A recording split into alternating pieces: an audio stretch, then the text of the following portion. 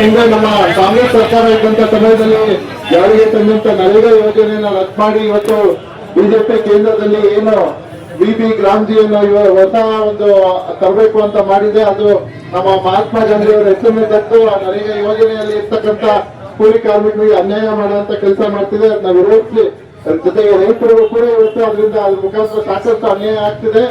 ಅದನ್ನ ವಿರೋಧಿಸಿ ಇವತ್ತು ನಮ್ಮ ಕಾಂಗ್ರೆಸ್ ಪಕ್ಷ ಇಡೀ ದೇಶದಾದ್ಯಂತ ಹೋರಾಟ ಮಾಡ್ತಿದೆ. ತಿರ್ಗಾ ನರೇಗಾನ ಮರುಸ್ಥಾಪನೆ ಮಾಡೋ ಮುಖಾಂತರ ಗ್ರಾಮೀಣ ಪ್ರದೇಶದಲ್ಲಿ ಇರ್ತಕ್ಕಂಥ ಉದ್ಯೋಗಿಗಳಿಗೆ ಉದ್ಯೋಗ ಕೊಡೋ ಮುಖಾಂತರ ಕೂಲಿ ಕಾರ್ಮಿಕರಿಗೆ ಹೆಚ್ಚಿನ ರೀತಿಯಲ್ಲಿ ಅನುಕೂಲ ಆಗಬೇಕು. ಜೊತೆಗೆ ಇಲ್ಲಿ ಬರ್ತಕ್ಕಂಥ ಗ್ರಾಮೀಣ ಪ್ರದೇಶದಲ್ಲಿ ಇರ್ತಕ್ಕಂಥ ಗ್ರಾಮಗಳಲ್ಲಿ ಅಭಿವೃದ್ಧಿ ಕೆಲಸಗಳು ಹೆಚ್ಚಿನ ರೀತಿಯಲ್ಲಿ ಆಗಬೇಕು.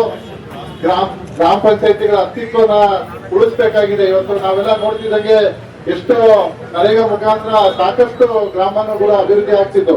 ಇವತ್ತು ತರ್ತಕ್ಕಂಥ ಕೇಂದ್ರ ಸರ್ಕಾರ ಮಾಡಿದಂತ ಯೋಜನೆಯಲ್ಲಿ ಗ್ರಾಮಗಳ ಅಭಿವೃದ್ಧಿ ಕುಂಠಿತ ಆಗ್ತದೆ. ಯಾಕಂದ್ರೆ ಇವತ್ತು ಗ್ರಾಮದಲ್ಲಿ ಬೇಕಾಗಿರುವಂತ ಸೌಲಭ್ಯ ಮೂಲ ಸೌಲಭ್ಯಗಳಿಗೆ ನರೇಗಾ ಸಹಾಯ ಮಾಡ್ತಿತ್ತು. ಯಾಕಂದ್ರೆ ಜನ ಡ್ರೈನ್ ಕೇಳ್ಬೋದು, ರಸ್ತೆಯ ಪಕ್ಕದಲ್ಲಿರ್ತಕ್ಕಂಥ ಡ್ರೈನು, ಸ್ಕೂಲ್ ಕಾಂಪೌಂಡ್, ಸ್ಕೂಲಲ್ಲಿ ಬಾತ್ರೂಮ್ ಇತ್ಯಾದಿಗಳನ್ನು ಮಾಡೋ ಮುಖಾಂತರ ನರೇಗಾ ಸ್ಕೀಮ್ ಮುಖಾಂತರ ಗ್ರಾಮಗಳ ಅಭಿವೃದ್ಧಿ ಆಗ್ತಿದೆ.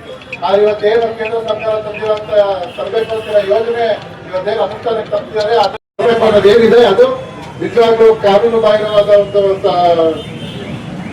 ಯೋಜನೆ. ಯಾಕಂದ್ರೆ ಇವತ್ತು ನರೇಗಾ ಮುಖಾಂತರ ಕೇಂದ್ರವೇ ಪೂರ್ಣ ಹಣವನ್ನ ಗ್ರಾಮ ಪಂಚಾಯತಿಗಳಿಗೆ ಆಗ್ತಿತ್ತು. ಅದ್ರ ಮುಖಾಂತರ ಹೆಚ್ಚಿನ ಕೆಲಸಗಳು ಆಗ್ತಿತ್ತು. ಅದನ್ನ ವಿರೋಧಿಸಿ ಇವತ್ತು ಏನು ಇಡೀ ನಮ್ಮ ದೇಶಾದ್ಯಂತ ಎಐಸಿಸಿ ಒಂದು ಪ್ರತಿಭಟನೆಗೆ ಕರೆ ಕೊಟ್ಟಿದೆ. ಜೊತೆಗೆ ಮನ್ರೇಗಾ ಮರುಸ್ಥಾಪನೆ ಆಗೋರ್ನ ಹೋರಾಟ ಮಾಡಬೇಕು ಅಂತ ನಾವೆಲ್ಲ ಈಗ ಉದ್ದೇಶ ಮಾಡಿ ಅದನ್ನ ಮರುಸ್ಥಾಪನೆ ಮಾಡ್ಲಿಕ್ಕೆ ಇವತ್ತಾಗ್ಲೇ ಮಾನ್ಯ ಮುಖ್ಯಮಂತ್ರಿಗಳು ಮತ್ತು ಉಪಮುಖ್ಯಮಂತ್ರಿಗಳು ಎಲ್ಲರೂ ಇವತ್ತು ಚಿಕ್ಕಬಳ್ಳಾಪುರದಲ್ಲಿ ನಿನ್ನೆ ಬೃಹತ್ ಪ್ರತಿಭಟನೆ ಮಾಡಿದ್ದಾರೆ.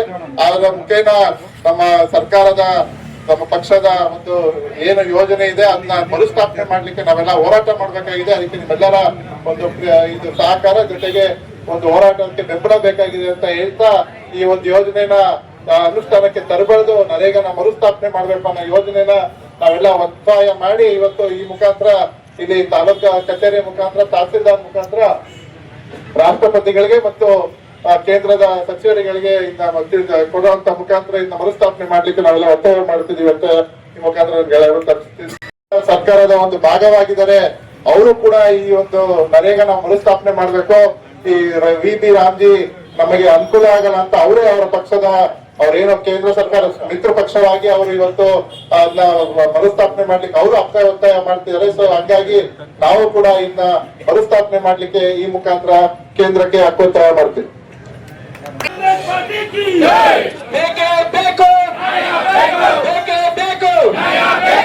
ರೈತ ಸರ್ಕಾರಕ್ಕೆ ಬಿಜೆಪಿ ಸರ್ಕಾರ